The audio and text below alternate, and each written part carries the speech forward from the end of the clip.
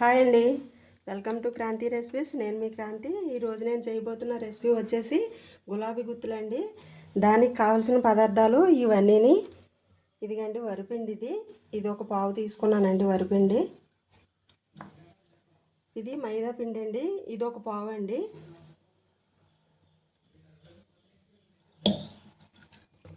ఇప్పుడు దీనిలోని పంచదార కూడా ఇప్పుడు పావు తీసుకోవాలండి. అంటే పావుకి కొంచెం తక్కువైనా పర్వాలేదు, తీసుకొని వేద్దాం పంచదార.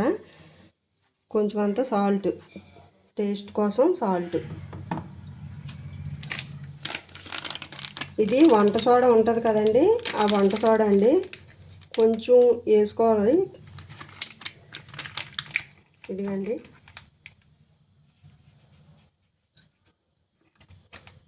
ఇది యాలకుల పొడి అండి. ఈ యాలకుల పొడిని కొంచెం అంతా వేసుకోవాలండి. ఇవన్నీ వేసేసుకొని పంచదార కూడా మనం వేసుకొని కొలుసుకొని వేసుకోవాలి. చూడండి, ఇది పావు గ్లాసు. ఇదిగండి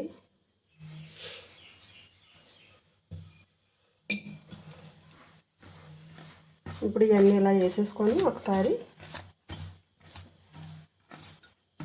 వాటర్ వేసి కలిపేసుకోవాలండి. చల్లని వాటరేనండి.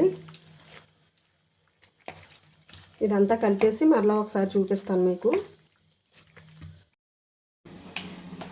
చూడండి, పిండి ఇలా కలుపుకోవాలి. ఇదిగో మరి అంత పలచగా కాదు, అంత చిక్కగా కాదు, ఇదిగో ఇలా ఉండాలండి.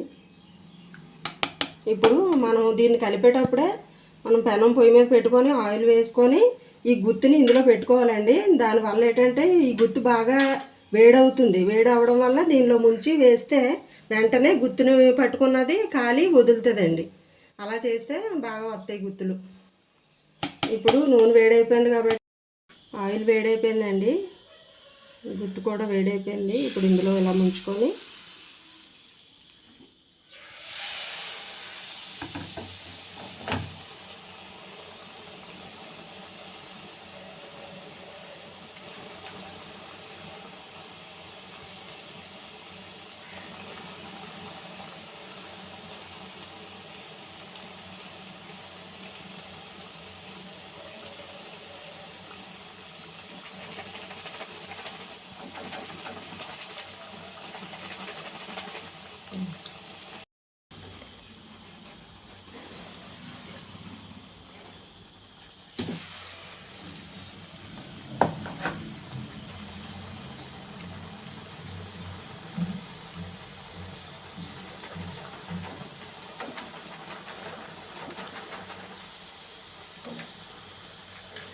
చూడండి, గులాబీ గుత్తులు రెడీ అయిపోయినాయి. మనం తీసుకున్న పిండి కొలతలకి ఈ గులాబీ గుత్తులు వచ్చినాయండి. అరకిలో ఉంటుంది కదా, అది పావు ఇది పావు తీసుకున్నాము కాబట్టి ఇన్ని గుత్తులు వచ్చినాయి.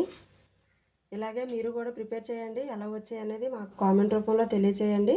అలాగే మా ఛానల్ని లైక్ చేయండి, షేర్ చేయండి, సబ్స్క్రైబ్ చేసుకోండి. అలాగైతే మేము తయారు చేసి పెట్టిన ప్రతి వీడియో కూడా మీ వరకు వస్తుందండి. Thank you for watching.